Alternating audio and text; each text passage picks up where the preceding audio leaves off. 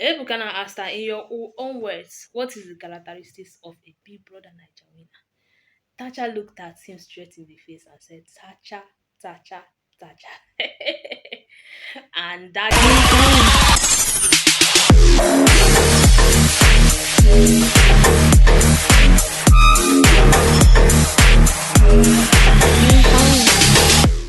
Ebuka's table shaking, the most epic of every season. Yeah, Ebuka have successfully hosted 7 seasons of Big Brother Niger and now co-hosting Big Brother Titans with Lawrence, and they are doing an amazing job. Yeah, so we are going to be looking at all the epic moments Ebuka has delivered Bazbos like he has shook tables. Ebuka has been consistent season after season. There's always something he does at every live edition show that viewers get shook. Like, we don't think that he was going to ask that kind of questions. And at the end of the day, he answers the question. So we are going to be looking at that from the season of Sigobe to um Double Wahala, Pepper Them, Level Up, all of that season. So we're going to be looking at and the one he did last night. But before we go right into that, guys, let's look at the man Ibuka. Let's get a brief background about him so that we understand who we're talking about and why this video is necessary. Because most of you see him on your screen and you don't even know him. You don't know what he studied, you don't know his family, you don't know anything about him. So let's get right into that. And if you're new on the channel for the very first time, don't forget to subscribe to the channel and turn on notification bell for whenever I post any new video.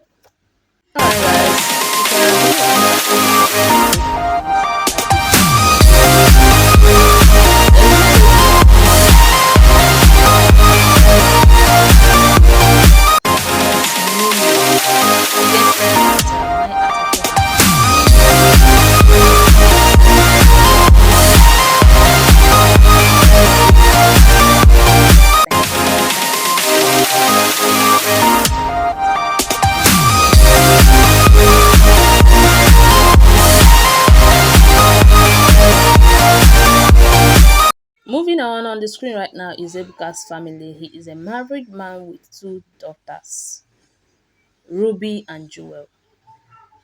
He is married to Cynthia. Cynthia, the wife, is a daughter of a billionaire, an Anambra State billionaire. Ebuka is from Anambra State, Nigeria. The wife is from Anambra State, Nigeria. People do not know that Ebuka's wife's father is a billionaire. They think that he's just a housewife staying and enjoying Ebuka's money. But no, she brings a lot to the table. Like she rightly told Traw one time that she has investments and she can decide not to work a single day of her life anymore and still be very rich. Now here is Ebuka's father's wife. His name is Chief Vincent Ugumba. He is the CEO of the Young Shagro Motors. The Young Shagro Motors is a transport company resident in Nigeria. They have that terminal almost in every state in Nigeria. So this is like his where his billions comes from. So Ebuka is married into a well-known family in Anambra State, where the father-in-law is a billionaire. So let's go over to what Ebuka does apart from being a Big Brother Niger TV host or being a TV host generally. Yeah. Now, apart from being a Big Brother Niger TV host, reality TV host, Ebuka is also a host of another reality show called Judging Matters, and that is the place he practices his profession. Most people, like most of us, don't know that Ebuka is actually a lawyer by profession. He read law, went to law school, and graduated with honors. So he's actually a practicing lawyer. And the place he is practicing his law right now on his show is called Judging Matters. That is a show. It shows on Showmax. Yeah, on Showmax you can go and see it. There's a lot of cases where they bring, he reads it out to the judge, they interpret it, and they judge the matter very well. So Ebuka is a lawyer by profession. Now you know. If you didn't know this before, have this knowledge that once you see him on your TV, you're actually looking at a lawyer that can defend you or sue you. Alright guys, with this little knowledge about Ebuka, his background, his work, his family, his father-in-law, let's dive into what I said we're going to be talking about. His most epic table shaking. And I'm going to be starting with Sigobe because the first season, I don't know much about them. So I'll be starting with Sigobe. Okay, in Sigobe, yeah, there's this table that everybody was expecting Ebuka to shake. And that was about TTT being married and not telling his love interest, Bisola. Ebuka didn't touch that till TTT was evicted. Rather, what he did was, you remember T-Boss? She was always saying that the 25 million naira that was prize money, that she can spend it in a day. That it will not even last her up to a week. Ebuka got into the house, asked T-Boss how she was going to spend the prize money in a week or more. She started speaking in tongues. Honestly, that day, the internet scattered because everybody was expecting her to give an opinion to answer the question, as she is known to be blunt, as she is known to say her mind, as she is known to not dabble about things. She just says things as they are. But this time around, ha, Tibo didn't say much about this issue. She just started mumbling, the money's not much, blah, blah, blah, blah, blah, blah, blah, blah, blah, blah. Well, that was an epic table shaking moment. And another table shaking moment was when he asked, that was Sisi, what she thought about Alex Unusual and Tobi's relationship. And Sisi was like, Alex was always throwing herself at Tobi, opening her body up. Coincidentally, Alex's breast was outside that moment that question was asked. It was as if Sisi knew the question was come. No, sorry. It was as if um everything was just working together for, like, Sisi have seen the breast flying out, she sitting beside Toby and all of that. And she didn't miss words that day again. Omo, this table was shook. Even after this table was shook, Alex was seen crying in the house. Like, this really made her hatred for Sisi grow much. That made her hatred for Sisi become very, very loud. Her fans supported her. Sisi's fans supported her. Like, this particular scene, this particular table shaking really caused a lot of ruckus on the internet. All right, now that is for double wahala. Now let's go over to Pepper them. It was Tacha. You know, Tacha was saying she was going to be a winner, no leave, no transfer, nobody could take her out of the house. Like, she was up back to back. She felt she was going to, in fact, she knew she was going to win. From her following on social media, how she has been standing up back to back, even to the extent that on eviction day she does not dress up. Tacha will wash her clothes, wash her Yvonne, wear slippers, wear, like, the day she was disqualified, she was not properly dressed. That's how it is. She does not dress up for um eviction shows. She was that confident. Then Ebuka came and said, this table, ha, it was loud. Ebuka came and said, okay, Tacha, you are always talking about winning. You are always talking about characteristics of a winner, how this person does not have characteristics of a winner.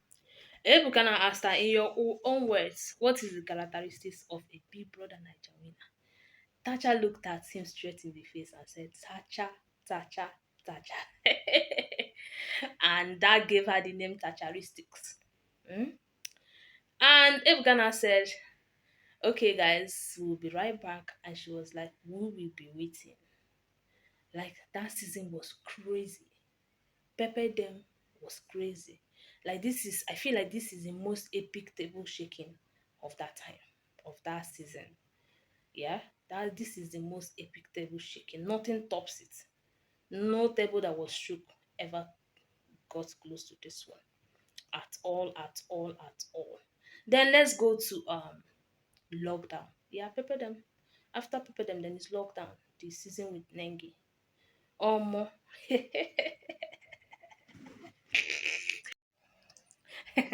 I need to relax a bit for this one.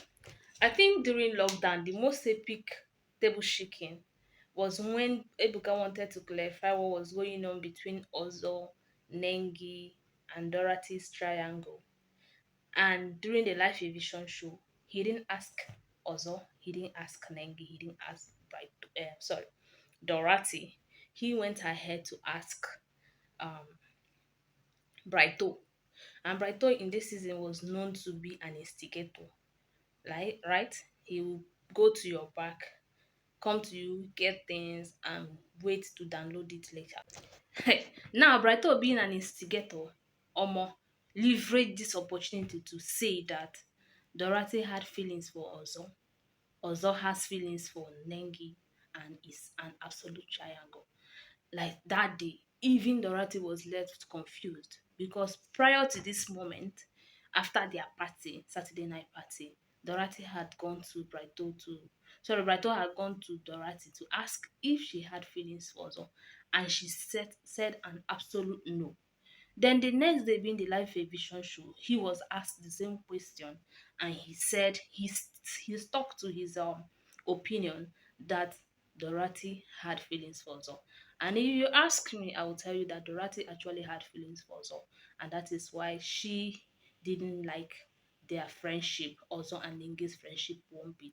She didn't like Nengi. They had no friendship, and they were always gossiping Nengi. That's Dorothy, Katrina, and Lucy. They were three friends. They were known as the coven witches of that season.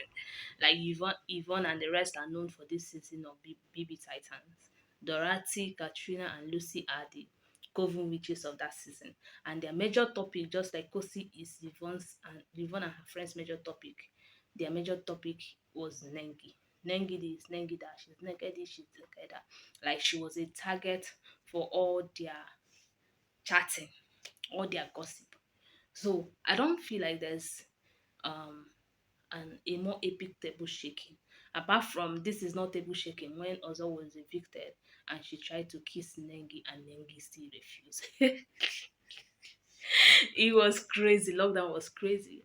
Apart from Double Wahala and Lockdown, I feel like are the most epic Big Brother Niger seasons. I think that's Lockdown and Shine. Sorry, which Shine Eyes. That's Lockdown and Double Wahala. Anyway, moving on to Shine Your Eyes. Yeah, I feel like the most epic table shaking was when Pere and Whitemoney had their issues. And for clarification on the live eviction show, Ebuka didn't ask the general because he knew the general was going to. Okay, the cause of the issue is that Pere had been telling housemates that white money was using cooking as a strategy and they needed to share the cooking stuff. This made them to fight. So after the fight, Ebuka now asked white money this question. Yeah, that day was a mad day. It was a confusing day and a mad day. Like it got everybody talking. It got tongues wagging. People were defending Pere. People were defending white money. Like it was crazy. Now moving on to level up. Level up just happened, and the most epic table shaking of that season was when Ebuka asked Phyna why she told Beauty, who was disqualified, why she told Beauty that was not worth it. Groovy is not worth fighting for, not getting disqualified over. Only for 3 days after her leaving, she switched to Groovy. That's another epic moment. Like it was a crazy moment. That moment was crazy. And Phyna didn't even shake. Oh. Like, she answered her question very well. She answered because, according to her, she said that she didn't say Groovy was not worth it as a person. But she said that Groovy was not worth it getting disqualified over, which I agree with. Because that season was crazy. It was crazy enough for somebody to get disqualified in day 3. Yeah? So, like she said, it was not worth it getting disqualified over. And now coming to the recent season, this is this the first season of this one. What's the name of this show again that is on that is showing? Um BB Titans. That's when Ebuka asked about Thabang, Khosi, about asked Thabang about Khosi. Um, First of all, when Ebuka also asked Yemi about his double dating in the house, and all of a sudden, Yemi became a very nice, good boy and started flirting and started and curtailed his advances with Blue and stayed with Khosi. Omo, Ebuka has been doing his job very well. He has been very good at his job. And table shaking is his fault. We can't deny that.